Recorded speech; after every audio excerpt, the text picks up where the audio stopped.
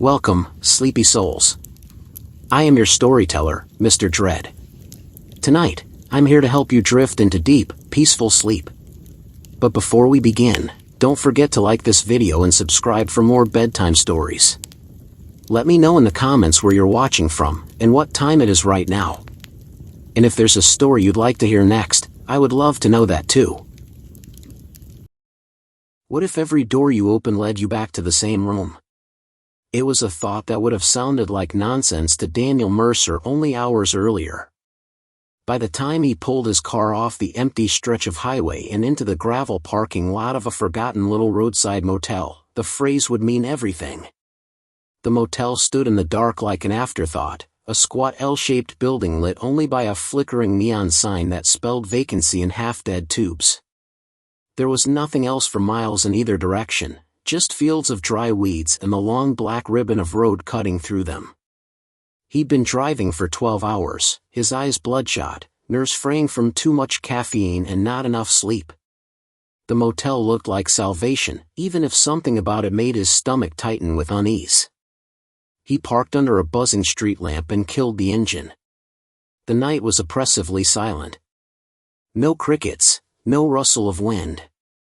Just the electric hum of the neon and the crunch of gravel under his boots as he walked toward the office. Inside, the lobby smelled faintly of mildew and lemon-scented cleaner, an odd mix that didn't quite mask the sourness beneath. A man sat behind the counter, thin, pale, with slick-back hair that gleamed in the yellow light. His smile was small, but it stayed fixed as Daniel approached. "Traveling late, huh?" the man asked, his voice dry and papery. "Yeah," Daniel said, sliding his card across the counter. "Just need a room for the night." The man didn't look at the card. Instead, he reached into a drawer and pulled out a brass key on a cracked leather fob. Room 6 was burned into the leather. "Cash only," the manager said. Daniel frowned. "I don't." "Cash," the man repeated, with the same smile. Tired and unwilling to argue, Daniel dug a few bills from his wallet. The manager accepted them, slid the key across, and lowered his eyes as though the transaction was already forgotten. No receipt, no register, nothing. Just silence. Daniel took the key, muttered thanks, and left the lobby with a shiver crawling up his neck. Room 6 was halfway down the hall, a door painted the same dull brown as all the others. The hallway smelled like damp carpet. He slid the key into the lock and pushed the door open, expecting the usual budget room blandness. And that's exactly what he got: a double bed with faded floral sheets, a dresser with a scratched surface, a TV bolted to the wall, a single window with heavy curtains pulled closed. The air was stale, but at least it was warm. He tossed his bag on the chair, kicked off his shoes, and sat on the bed. For a long moment, he just stared at the ceiling. The hum of the highway was gone. In fact, there was no sound at all, as though the room were sealed off from the outside world. He told himself it was exhaustion, nothing more. A place this quiet was a blessing, not a curse. Sleep didn't come easily, though. His mind buzzed with restlessness. At some point near midnight, he decided he needed fresh air. Rising from the bed, he crossed to the door, slid the chain off, and stepped outside. Except he didn't. When he opened the door, the hallway wasn't there.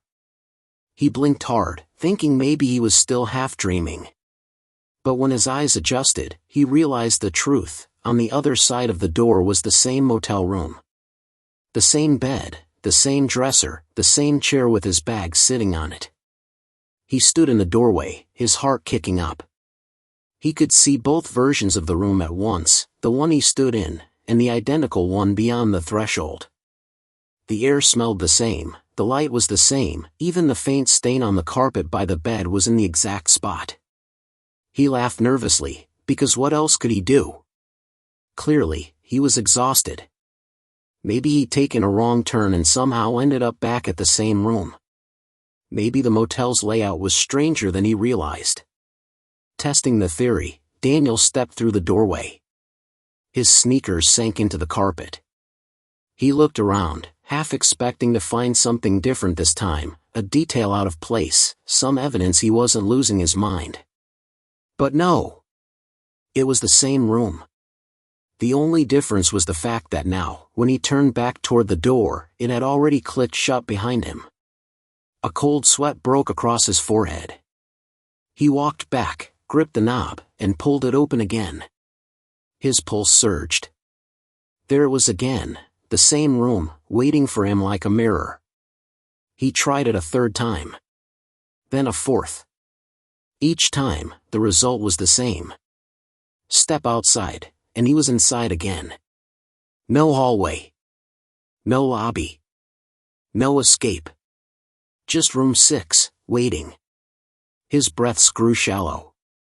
"What the hell is going on?" he whispered. He slammed the door shut, yanked it open again, slammed it, yanked it, over and over like he could break the cycle by force. Nothing changed. He was caught in a loop. Finally, he stumbled back to the bed and sat down hard, trembling. His mind searched for explanations: dream, hallucination, a trick of architecture, a prank. But none of it fit. It was too seamless, too impossible. As he buried his face in his hands, he thought he heard something. A faint sound, barely audible beneath the hum of silence. It wasn't the air conditioner, and it wasn't his imagination. It was softer than a whisper, like someone breathing slowly, carefully, just behind him. Daniel froze, every hair on his body standing on end. And then, very clearly, from the far corner of the room, a floorboard creaked.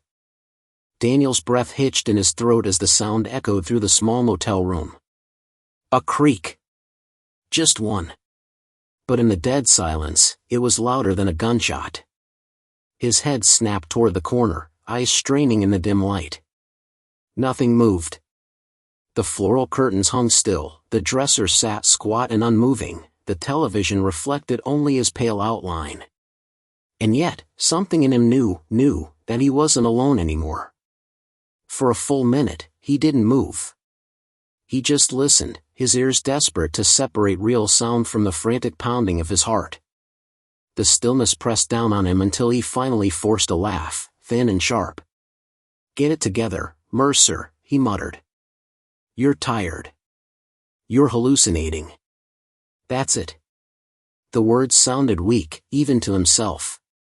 Determined to prove it, Daniel stood up and crossed the room, each step deliberate, as though the carpet might suddenly give way beneath him.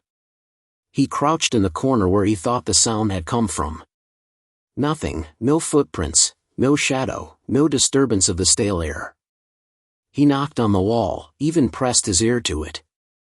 Solid drywall, cool and unremarkable. The rational part of his brain begged him to accept that exhaustion was playing tricks on him. He hadn't eaten in hours, his body was running on fumes, and now his mind was slipping. Still, the room felt wrong. Too quiet, too perfectly arranged. He needed to test it, to make sense of what was happening. He returned to the door, took a deep breath, and flung it open again. Same room. Same view. Same everything. But this time, he left his sneaker by the door and stepped through. The instant he entered the second version of room 6, he turned. His sneaker was gone. The floor was bare. Panic tugged at his chest. He rushed back to the door, swung it open. Same loop, same damn room. His sneaker was now sitting neatly by the bed. A chill ran through him. "Okay," he said, his voice trembling, "so it's some kind of trick. Maybe a trick." He grabbed the desk chair and shoved it against the door before opening it again. As he stepped through, he turned back, expecting to see 2 chairs, one in each version. Instead, the chair was gone. He wheeled around. There it was, across the room, tucked back neatly under the desk like no one had touched it. Daniel staggered backward, hitting the wall. His mouth went dry.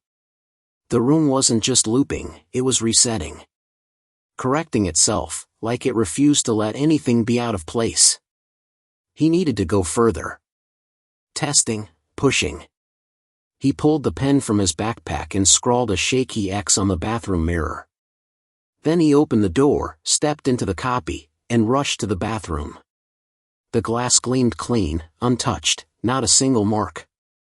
His reflection stared back at him with bloodshot eyes. And then it smiled. The corners of Daniel's mouth had not moved. His reflection was grinning on its own, a horrible, slow stretch of lips that showed too many teeth. Daniel stumbled back with a strangled shout, colliding with the wall. For one terrible second, he swore the reflection pressed its palm against the other side of the mirror, as though it were trapped behind glass and eager to come out. He slammed the bathroom door shut, heart hammering. "No," he whispered, rocking slightly on his heels. "This isn't happening. This is a dream. You're asleep in your car on the highway, and you're going to wake up any second now." But the dream didn't end. His panic surged. He yanked the dresser drawers open, scattering them across the floor. He kicked the bed, flipped the chair, threw his bag at the wall.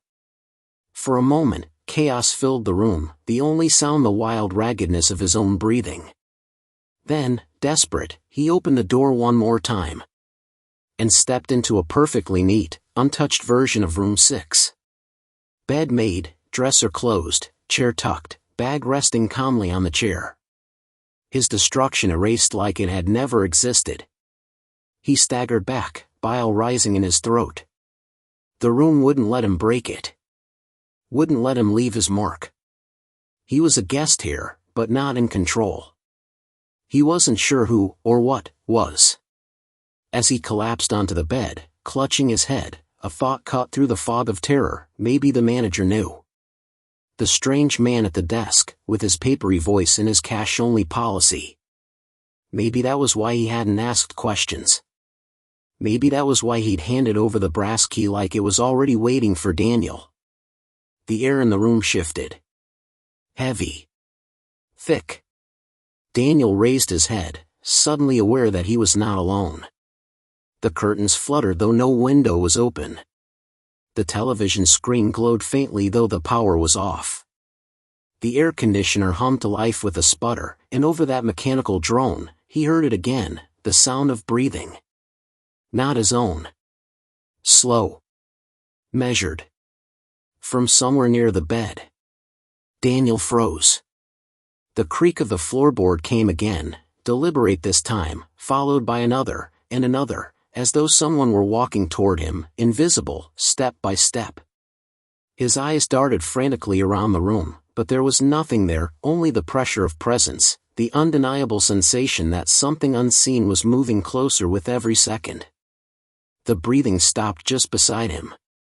And then, in a voice that was not his, not human at all, but low and guttural, something whispered his name. Daniel. Daniel's heart nearly stopped. The whisper had been unmistakable, his name, dragged out on a rasp of breath that carried a weight of malice so heavy it rooted him to the spot. He sat rigid on the edge of the bed, too terrified to turn his head. He could feel it, the space beside him wasn't empty. Something stood there, watching, waiting.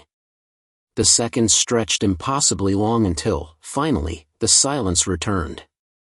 No breath, no voice, no footsteps. Just the suffocating stillness. Slowly, he forced himself to look. Nothing. No shadow, no figure. The room appeared as bland and unthreatening as ever. But Daniel's gut screamed that appearances meant nothing here. He wasn't safe. The room had rules, patterns, logic, just not any logic he recognized. He scrambled for his backpack, pulled out a notepad, and scrawled a frantic message: "If you're reading this, it means you're stuck too." He tore the page out, set it on the dresser, and opened the door. Once again, he stepped into the copy of room 6. He spun around. The note was gone. The dresser sat clean, no sign he'd ever touched it. With trembling hands, he dug out another sheet, wrote the same words, and taped it to the mirror with a strip of gum from his pocket. When he opened the door again and returned, the glass was spotless. The room didn't just reset, it erased. It corrected. Every attempt to scar it, to prove his existence, vanished the moment he crossed that threshold. It was like being trapped in a cage that constantly rebuilt itself around him, seamless, perfect, denying him even the satisfaction of rebellion.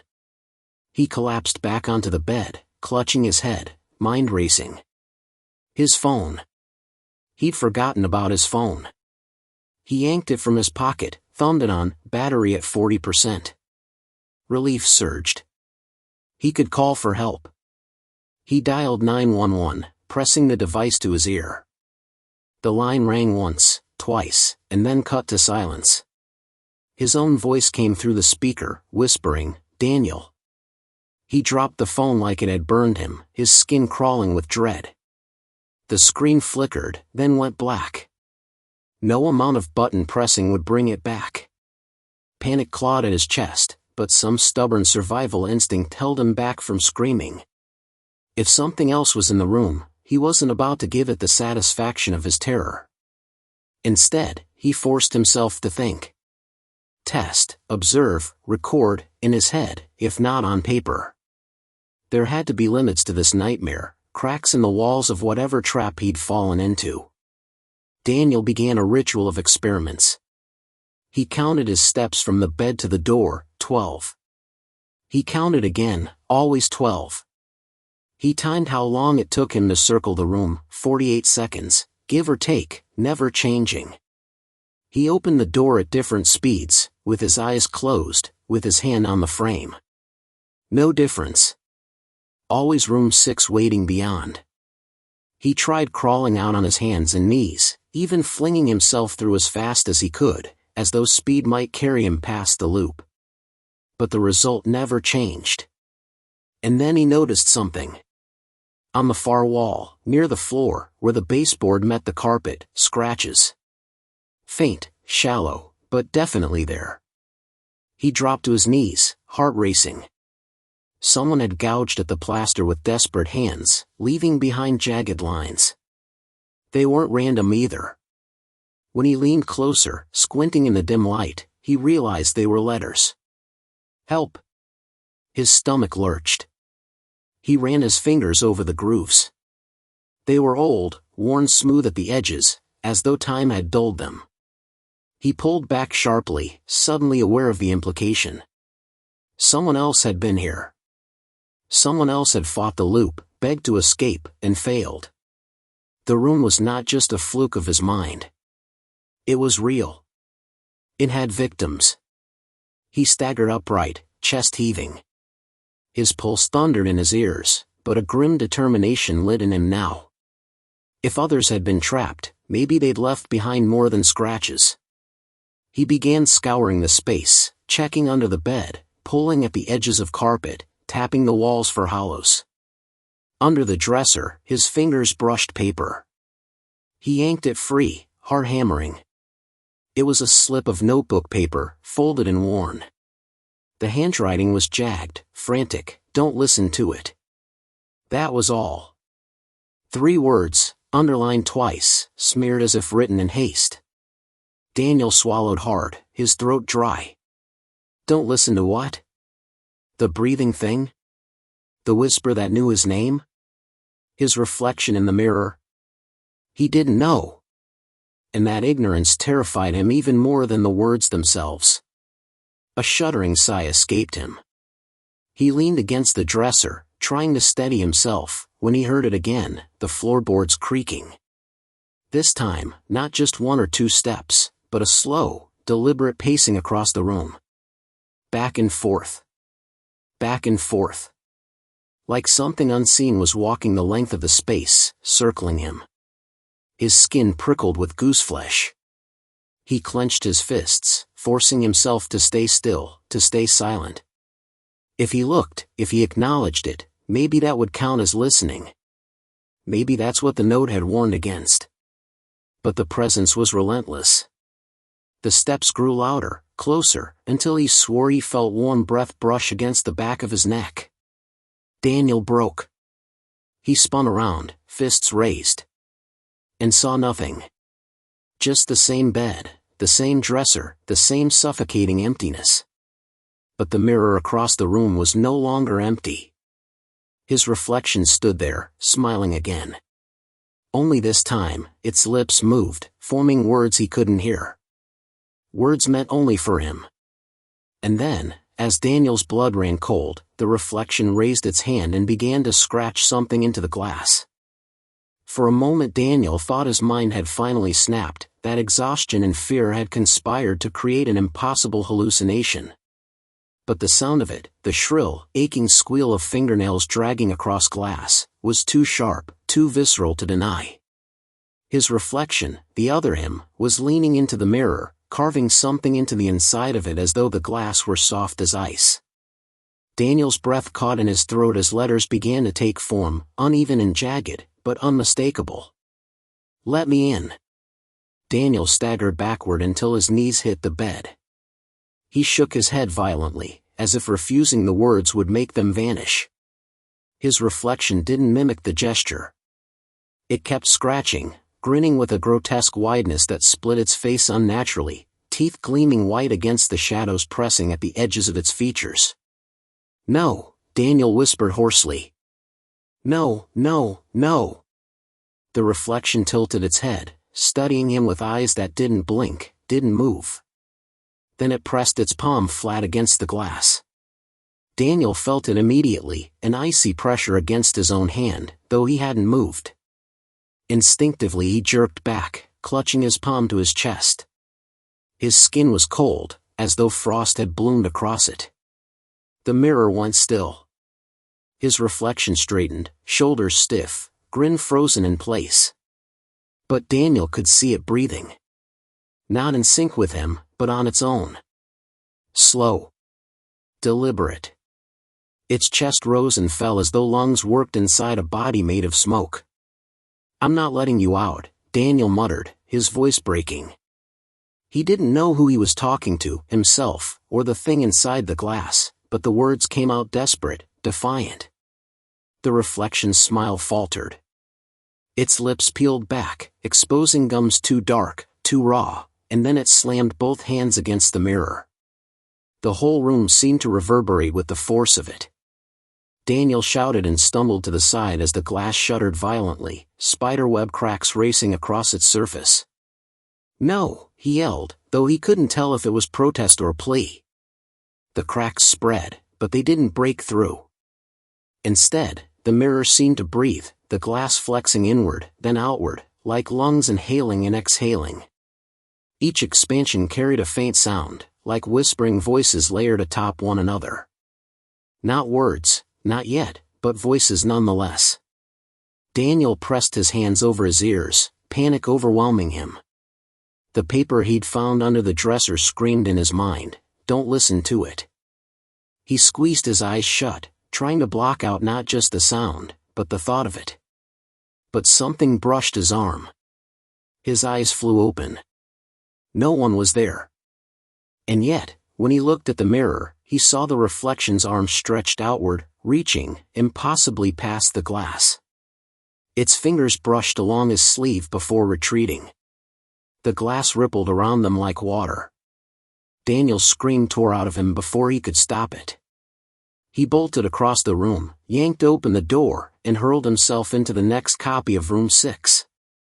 He slammed the door behind him, chest heaving, sweat cold on his face. For a moment, he allowed himself to believe he'd escaped it. That maybe this version of the room didn't hold the same horror. But when he turned, his stomach dropped. The mirror was already cracked. The scratches already there.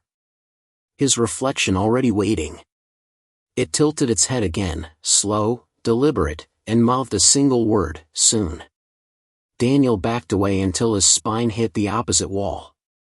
He slid down, pulling his knees to his chest, rocking slightly as if the motion could anchor him. His thoughts raced, each one colliding with the next. If this thing was in every version of the room, then there was nowhere to hide. No corner to retreat to, no trick to avoid it. The loop wasn't just trapping him, it was feeding him to whatever lived in that glass. And yet, some part of him, buried deep beneath the terror, recognized a pattern. The scratches on the wall. The note under the dresser.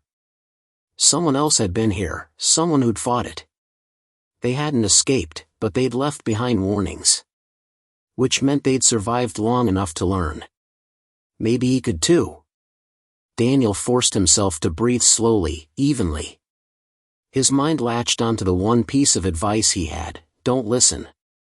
If that was the rule, then maybe there were others. Maybe the room had laws, limits. He had to find them before the thing in the mirror broke through entirely. He rose on shaky legs, keeping his gaze fixed anywhere but the glass. He checked under the bed again, behind the dresser, along the walls.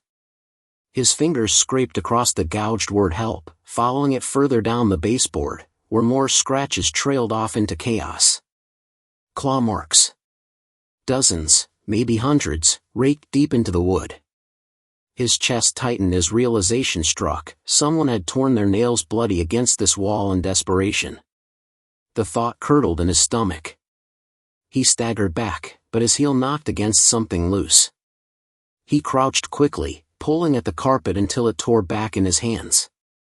Beneath it, wedged into a crack in the floorboards, was another scrap of paper. With trembling fingers, he unfolded it. It gets closer each time. Daniel dropped the paper like it burned him. His eyes darted around the room, paranoia flooding him in waves. The mirror loomed across the space, fractured but intact, his reflection waiting like a predator. And then came the sound again, creaking floorboards. 1 step. 2. 3. But this time, he didn't just hear it. He felt it.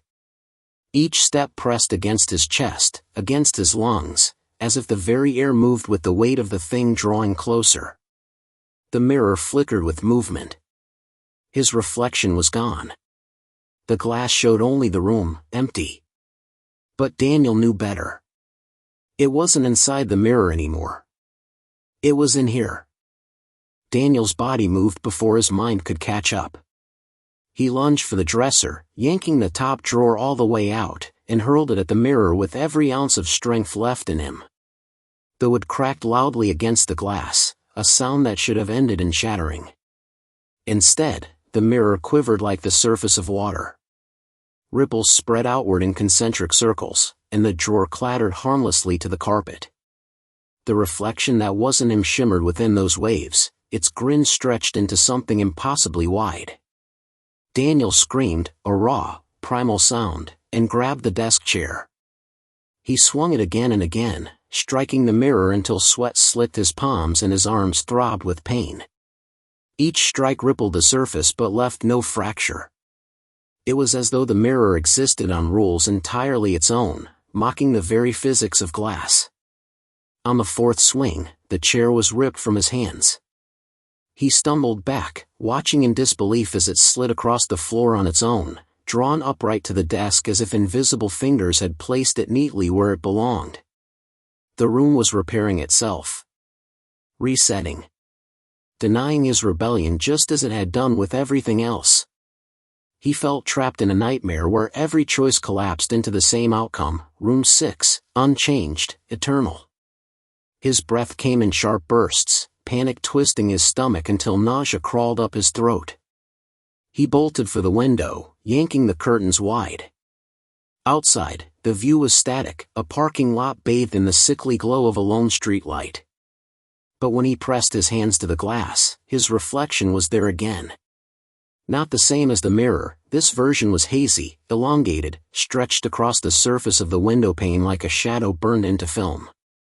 It leaned closer, pressing its face to the inside of the glass while Daniel stared back in frozen horror. He pounded the window with his fists until his knuckles throbbed, but it was solid, immovable. Worse than that, the air outside wasn't moving. The moths by the street lamp weren't fluttering, they hung frozen in place, wings outstretched, as though time itself had stopped. A strangled sob tore from his chest. He turned back toward the door, his last chance. His body was shaking, sweat dripping down his temple, but adrenaline shoved him forward. He threw the chain off, twisted the knob, and rammed the door open with his shoulder.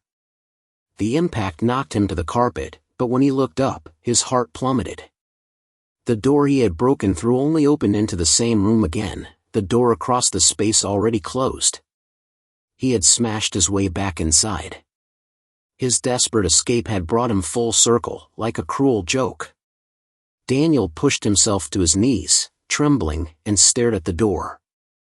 The truth pressed against him like a physical weight. He could not leave. Every effort, every ounce of willpower, only dragged him deeper into the loop. And then he saw it. The bed. Something sat there now, where it had been empty just moments ago.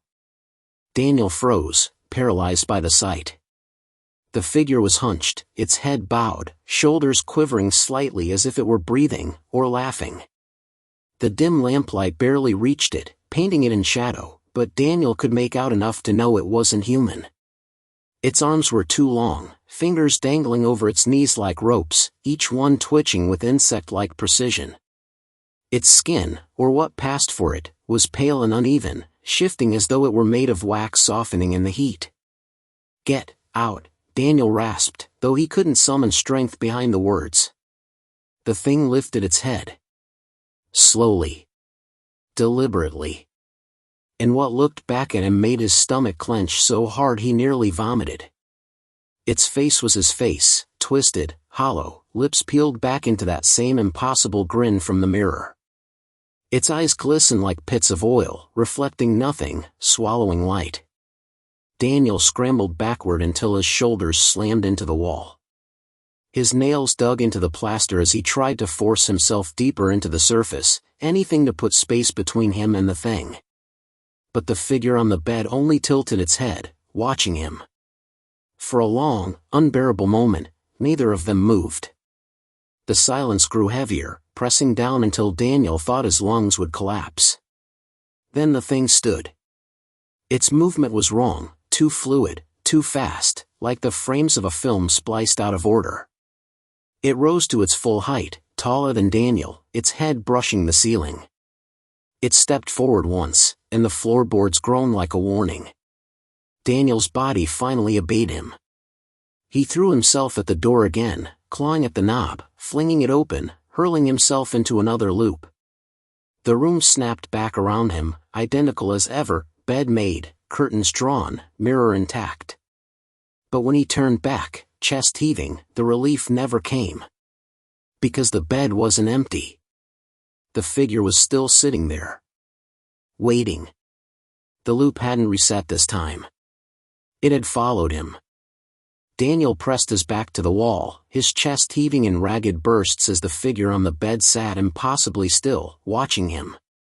The room was no longer just a prison, it was a stage, and he had become the unwilling performer in a play that had been rehearsed long before he ever arrived. His eyes darted between the door, the window, the mirror, anywhere but the thing perched like a grotesque version of himself only a few feet away. For what felt like minutes, maybe hours, they simply existed together, predator and prey sharing the same confined space. The silence was so thick it seemed to buzz in his ears, until the faintest creak broke it, the sound of the figure shifting, as though impatient, or curious. Daniel's mind screamed at him to move, but instead his attention snagged on something else. A memory. A detail. The way the motel manager had smiled when handing over the key, a thin smile that never touched his eyes. The strange brass key itself, he remembered its weight, the odd tarnish along the ridges, the way the number 6 etched on the tag had looked more like it had been burned into the metal than engraved. At the time, he had dismissed it as part of the place's general cheapness, just another oddity in a string of bad roadside motels. But now, trapped in this looping nightmare, the image of the key burned into his brain. There had been something wrong about it. Something deliberate. The figure stirred again, and Daniel bolted forward, adrenaline propelling him past it in a blur. He didn't think, he just moved, diving at the door, throwing it open. Another loop. Another reset. The same room. But his eyes immediately snapped to the nightstand, to the drawer where the Bible always sat. He yanked it open, tossing the little book aside, and felt along the wood with trembling fingers. Nothing. He pulled the drawer out entirely, flipping it over. Still nothing. He scoured the carpet, under the bed, behind the lamp, frantic, desperate. He wasn't sure what he was searching for, maybe evidence, maybe proof that someone had been here before, but the gnawing certainty that he wasn't the first screamed louder in his mind with each second. And then he saw it. Scratched into the underside of the bed frame, faint but unmistakable, were words. His heart stumbled in his chest as he bent closer, running his finger along the grooves. The handwriting was frantic, the letters jagged and uneven, carved by someone in the throes of desperation. "You're not the first." The words pulsed in his skull, louder than his own heartbeat. Not the first. Which meant there had been others. Dozens, maybe hundreds. People who checked into room 6 and never left. He thought of the moths frozen outside the window, suspended in endless stillness. How many souls had been trapped here, time halted around them, their lives erased? Daniel collapsed back on his heels, the words swimming in his vision. He had to know. He had to confirm what his gut already screamed. The manager. The key. The unnatural smile. The way the man had slid the register toward him as though it weren't just routine paperwork, but a contract. This wasn't random. The motel wasn't an accident. The walls groaned suddenly, cutting through Daniel's spiraling thoughts. His head snapped up, and his stomach dropped. The plaster was bulging inward, the paint stretching as if the walls themselves were taking a slow, labored breath. The lamp flickered, dimmed, then flared back to life, casting long shadows that twitched unnaturally across the floor. The air thickened, hot and damp, smelling faintly of iron, as though he were standing in the ribcage of something living. The room was alive.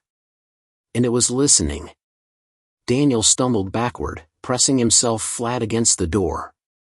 His skin crawled as a low vibration rattled through the floorboards, a sound too deep to be heard with ears alone but felt in the bones. His gaze darted to the mirror. For a moment it was only his reflection staring back, but then, in the corner of the glass, he saw movement. Not his own. The figure was still here, lingering in the reflection even though the bed was now empty in reality. Its black eyes glistened, lips twisting into a grotesque imitation of his own face. Slowly, it raised one long, bony hand and pressed a finger to its lips.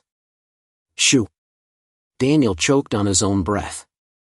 He couldn't stay here, not another second. His only chance, his only sliver of hope, was the manager. He had to get back to the lobby, to the front desk. There had to be answers there, and maybe, just maybe, a way out. He lurched toward the door again, knowing it would loop, knowing it would reset, but praying that somehow, some way, he could bend the rules of this nightmare. He twisted the knob and threw himself forward. The room snapped around him again. Bed. Lamp. Curtains. But this time, something was different. A folded scrap of paper sat neatly on the pillow, as though placed there deliberately for him to find.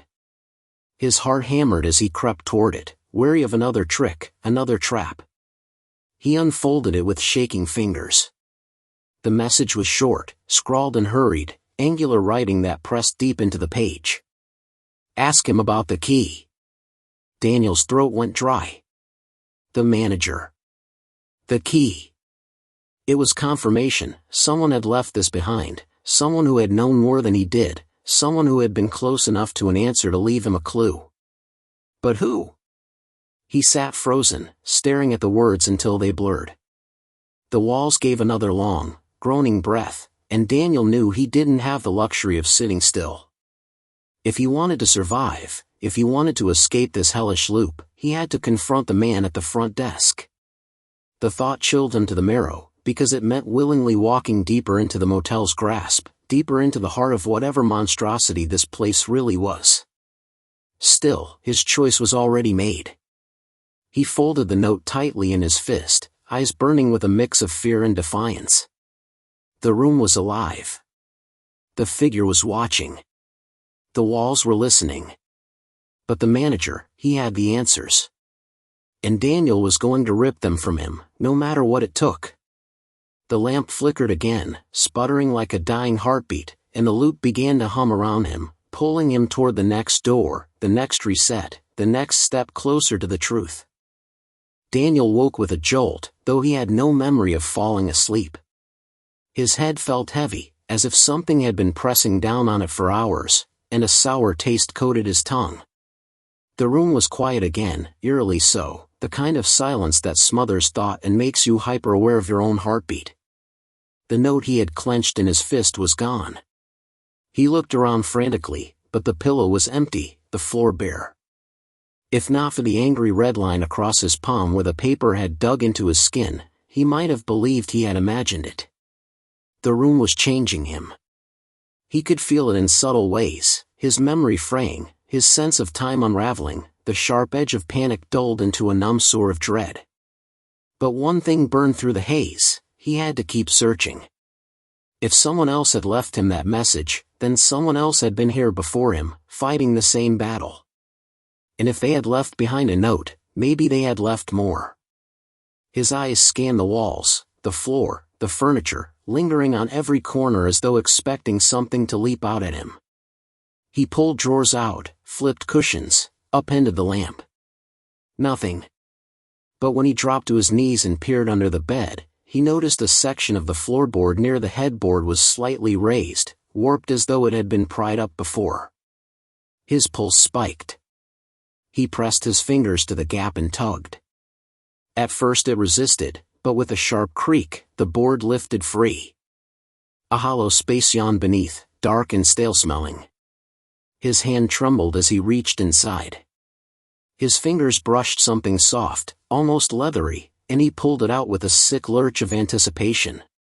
It was a book, a small, battered leather journal, its edges blackened like it had been held too close to flame. The cover was cracked, the spine broken in places, but it was intact. Daniel sat back against the bed frame, the journal heavy in his lap, and opened it to the first page. The handwriting was frantic, jagged scrawls pressed so deep into the paper that the indentations bled through to the other side. If you are reading this, then you are trapped too. Daniel's breath hitched. He turned the page, hungrily devouring each line as though it were oxygen. The writer described the same things Daniel had already endured: the door looping back into the room, the window showing only frozen time, the mirror hiding a reflection that wasn't truly their own. They had tried to mark their way out, scratching symbols into the wall, leaving notes for themselves, even tearing at their own flesh to see if blood would break the cycle. Nothing worked. The pages grew darker as they continued. The writer spoke of the figure, how it first appeared in the mirror and then in the bed, how it watched with patient hunger, drawing closer with each reset. They wrote about the walls too, the way they breathed and pulsed like muscle, and the sound that came at night, a deep, guttural vibration that seemed to crawl up from the floor into the bones. And then, midway through the journal, Daniel found a passage that made his blood run cold. The manager knows. He gave me the key. He smiled like he had given me a gift, but it was a sentence. I asked him what this place was, and he said, "It's not a place. It's a mouth." Daniel slammed the book shut, his stomach lurching. A mouth. The room wasn't just alive, it was feeding. That was why the walls heaved like lungs, why the air tasted like iron, why the figure grew bolder with each reset. The motel itself was a predator, swallowing travelers whole, digesting them in an endless cycle of loops until there was nothing left but shadows. His hand shook as he reopened the journal, scanning the next pages. The handwriting grew sloppier, erratic, as though the writer had been losing their grip on sanity.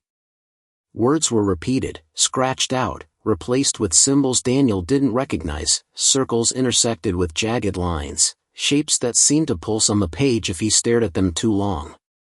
The sentences broke down into fragments. It's inside me now. I can feel it pressing behind my eyes. I'm not alone when I wake. It wants me to forget I was ever someone else. The last few pages were smeared with something dark, ink or maybe blood, the words barely legible. Daniel squinted, trying to make them out, when he noticed something that made his breath catch in his throat. The handwriting. At first he thought it was just similar to his own, frantic, jagged, uneven, but the more he stared, the more certain he became. It was his handwriting. Not just similar. Identical. His own hand, carved into the paper years, maybe decades ago. But that was impossible. The final line chilled him more than anything else he had read. Scrawled across the bottom of the last page, the ink smeared and uneven, were the words, "I am you." The journal slipped from his fingers, hitting the carpet with a dull thud. His pulse thundered in his ears, his throat tightening until he thought he might suffocate.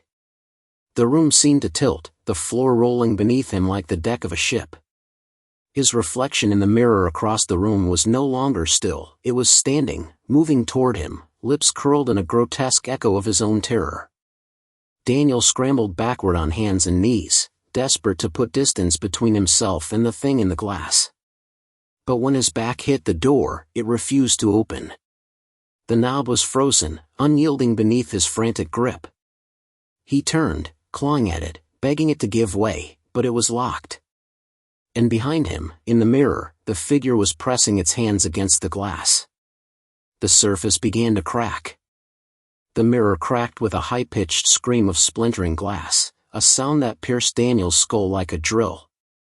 He staggered to his feet, pressing himself against the locked door as lines spiderwebbed across the surface. Behind the fractures, the reflection wasn't retreating, it was pushing harder, its grin widening as its black eyes bore into his. Daniel's own face stared back, but warped, stretched, a mockery of his humanity. Shards began to bulge outward, threatening to spill the thing into the room. His mind snapped in panic, and he clawed at the doorknob with bleeding fingers, praying for the loop to swallow him, to reset, to do anything but leave him in this moment. And then, as if the room itself had heard his plea, the door gave way. It swung open with such force he nearly fell through, crashing into the hallway outside. Daniel landed hard on his knees, gasping, blinking against the sudden shift in light. For the first time since this nightmare began, he was no longer in room 6.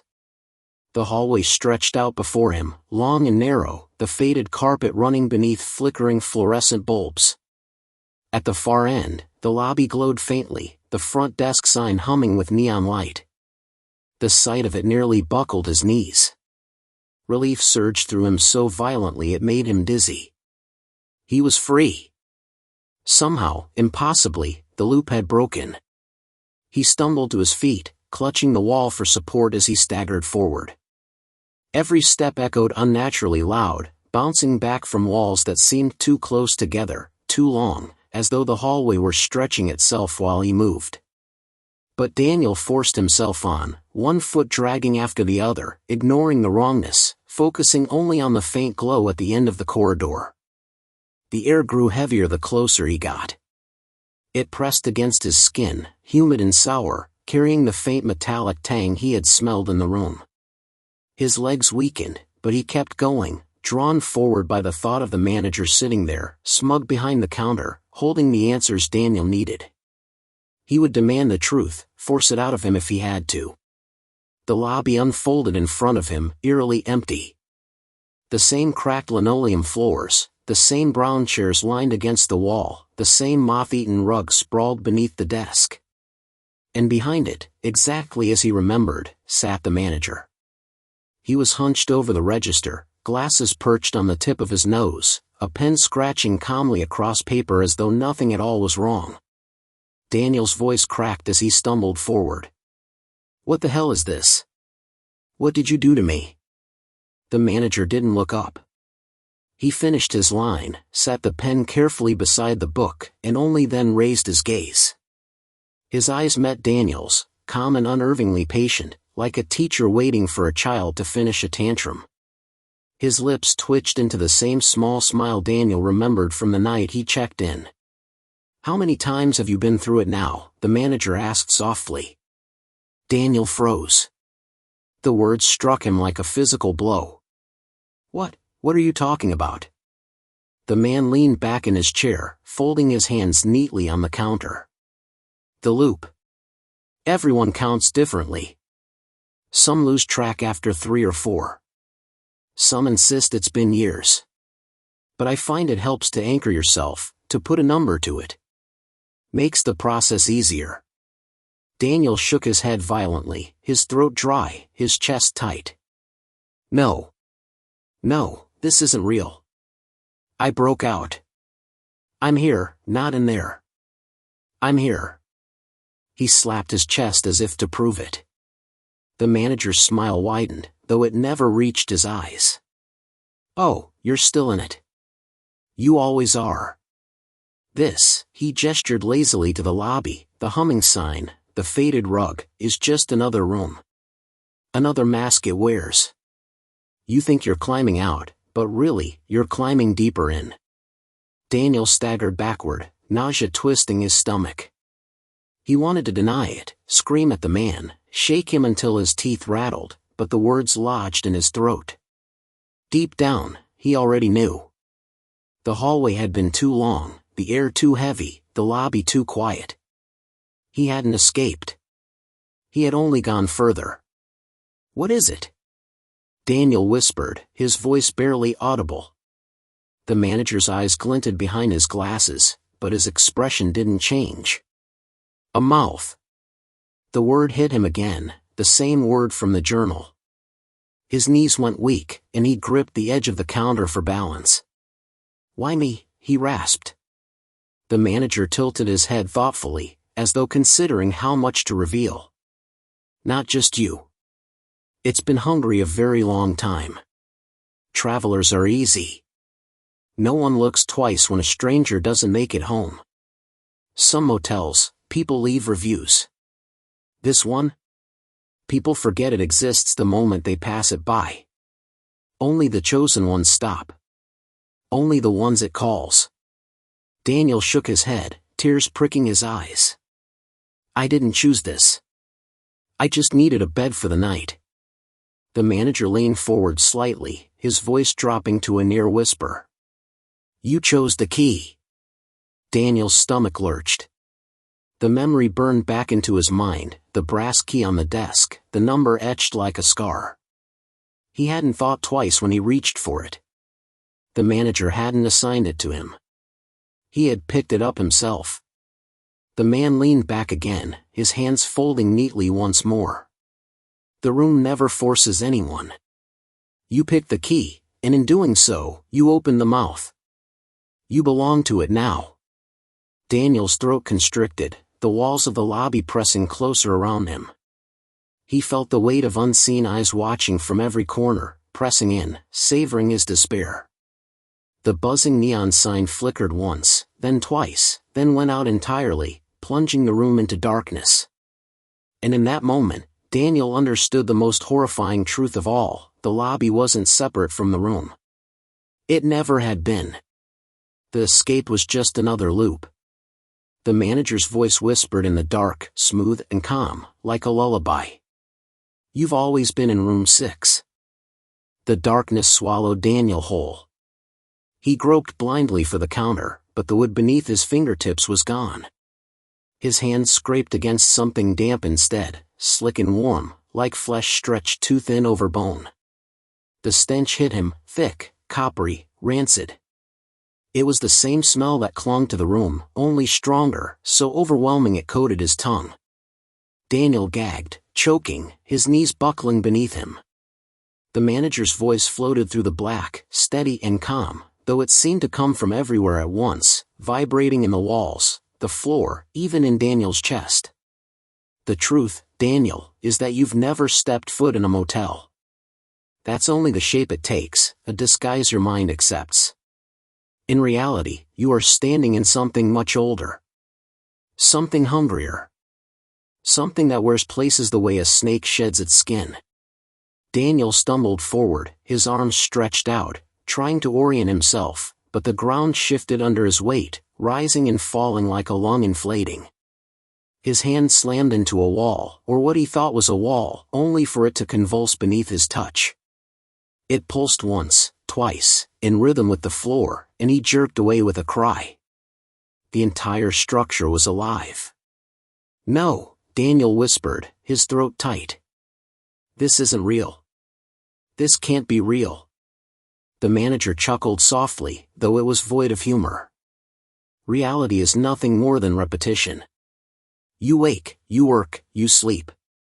You think of your life as freedom, when it has always been a loop. This place, it strips away the illusion. It shows you the truth. You are not the first to learn it, and you won't be the last." Daniel's knees hit the floor as the room quaked, the vibrations crawling up his spine.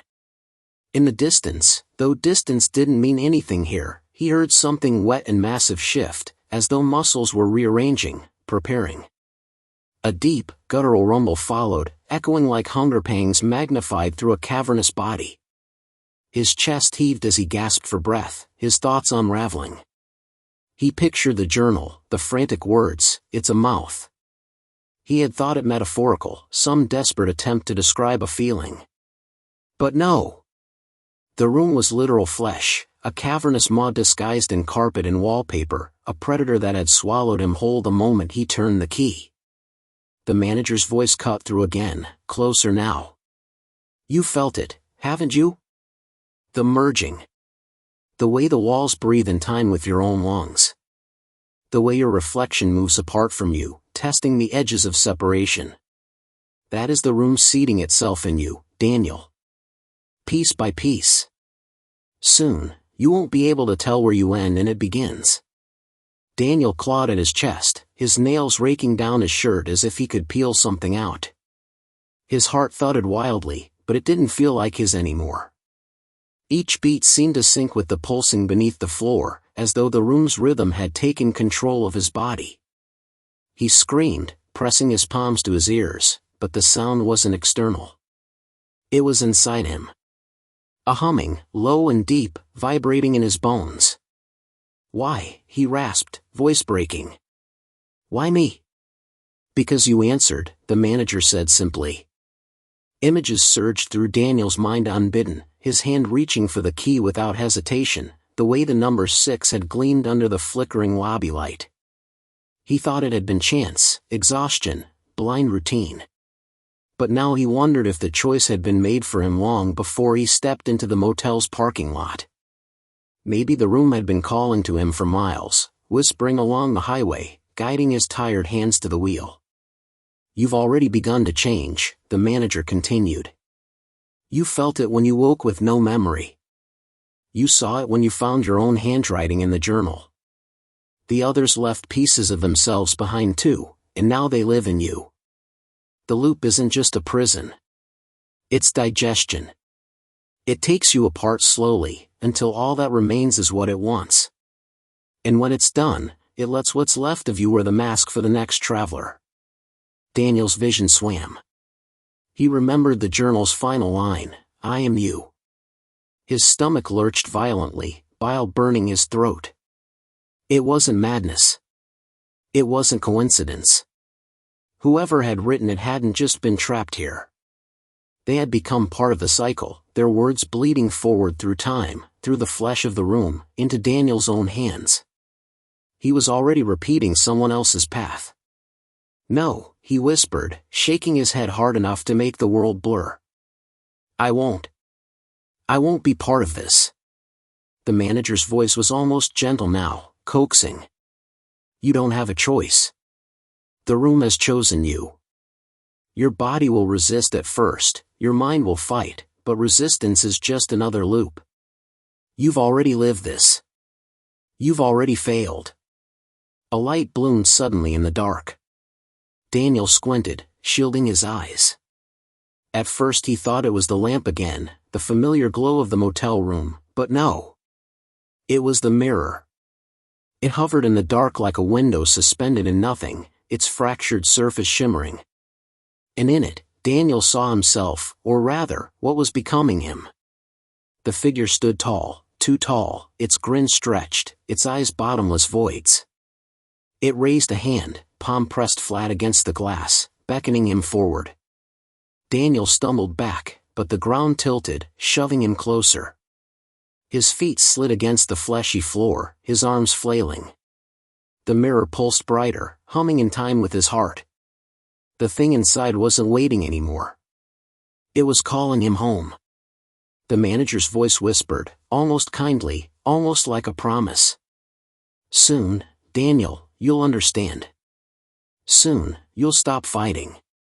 Because you are the room. The mirror cracked wider, and something began to push through. The mirror split with a deafening crack, shards bending outward like jagged teeth. From within, the figure pressed harder, its distorted frame swelling, shoulders too broad, arms stretching longer than they should. Daniel's reflection, no, his replacement, was pushing through, its grin sharp and infinite. The air grew heavy, thick with the stench of rot and damp carpet. Daniel clawed at the ground, desperate to crawl backward, but the floor rippled under him, rising and falling like a tidal wave, carrying him toward the mirror no matter how he fought. Stop, he screamed, though his voice was drowned by the groaning of the walls. His words seemed to vanish before they left his lips, swallowed whole by the living structure around him. The hum inside his chest grew stronger, each beat of his heart syncing perfectly with the fractured glow. The rhythm wasn't his anymore. It belonged to the room. The figure pressed one long arm through the mirror, its skin glistening like glass covered in oil. Its hand stretched toward him, fingers twitching, nails long and dark. The grin widened as it whispered in a voice identical to his own, though deeper, layered with echoes. Come back inside. Daniel thrashed violently, scraping his palms bloody against the fleshy floor, but the moment his fingertips left trails of red, the ground absorbed the blood greedily. It pulsed brighter, as if feeding. The walls tightened around him, folding inward, shrinking the space until the mirror was the only direction left. His mind reeled, trying to hold on to reason, to identity. He thought of the highway, the cheap neon sign, the way he had signed his name in the ledger. He thought of the journal, the desperate scrawls, the words I am you. He thought of the manager's calm face, his pale smile. And then the voice whispered again, not from the mirror this time but from the pit of his own skull. You've already walked through. You just don't remember. Daniel froze. For a second, everything slowed. His breath came in ragged gasps, but his mind clung to those words. Already? Hadn't he woken in the room with no memory? Hadn't he found his own handwriting in the journal? Hadn't he seen himself in the mirror, always slightly different? A sickening realization rooted itself in his gut. This wasn't the beginning of his story. It was the middle. The loop wasn't something happening to him, it was something he had always been part of. No, he whispered, but his denial was hollow now, a fragile sound against the weight of truth. The mirror figure stepped fully through, towering over him. Its face shifted, the stretched grin snapping into something smoother, calmer, almost human again. Its features settled like clay, and Daniel recognized them instantly, the neatly combed hair, the pale eyes, the pressed shirt. The motel manager. Daniel's stomach dropped. He had thought the manager was an outsider, a tormentor, a guide in this nightmare. But no, he was looking at himself, completed, transformed. The manager wasn't separate. The manager was what he became. You see now, the figure said, voice perfectly even, the same soothing cadence Daniel had heard on his first night. The room chooses. It reshapes. It erases the cracks of who you were, until all that remains is who you must be. Daniel's body convulsed, a violent shudder ripping through his chest. He screamed as his bones seemed to stretch, his skin prickling like fire ants crawled beneath it. His jaw ached, splitting wide, his eyes burning until tears of blood streaked his face. He clutched his skull, certain it was splitting open. Through the agony, he felt the hum crescendo, vibrating so violently that it blurred the line between pain and ecstasy. The room leaned in. The walls collapsed tighter. The ceiling bent low. The floor rose up. All of it pressing, compressing, folding him into the mirror. He tried to fight, but his body betrayed him. Every step forward toward the reflection felt natural, inevitable, as though he had rehearsed it 1,000 times before. When his hand touched the mirror, it wasn't glass anymore. It was warm. Soft. Flesh meeting flesh. His reflection's hand closed around his own, firm, steady, reassuring. The grin softened into a knowing smile. And then, he was standing. Upright. Whole. In a crisp shirt, buttoned to the collar. The pain was gone. His skin smooth. His breathing calm. His reflection gone, because he was the reflection now. The room was still, quiet, perfectly ordinary. Beige wallpaper. A single lamp glowing. The mirror unbroken. The bed neatly made. It was just a motel room again, as if nothing had happened at all. There was a knock at the door. Daniel, no, the manager, smiled. Slowly, he straightened his tie, his fingers moving with a confidence that felt both new and achingly familiar. He crossed the room, the carpet steady beneath his polished shoes, and opened the door. On the threshold stood a weary traveler, his eyes shadowed with exhaustion, his shoulders slumped with the weight of the road. In his hand, he clutched a single key. Room 6. The traveler gave a weak smile. Hey. Do you have a room available?